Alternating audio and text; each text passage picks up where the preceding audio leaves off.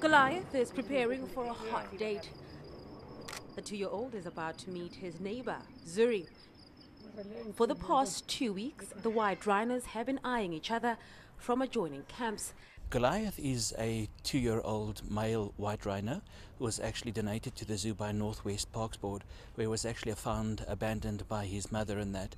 And the female, she's around about 8 years old, and she was actually born at one of our other breeding facilities and actually transferred to the zoo here to form part of our breeding program for white rhino.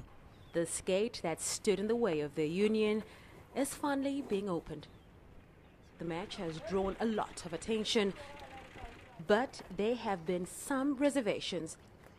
Rhinos are territorial animals, so it's the first time that they're in each other's area, so it's sussing out and just getting to understand each other. It looks a bit, violent, but it's okay. If their first date turns out to be a success, it's hoped the pair will start breeding within the year. September, Pretoria.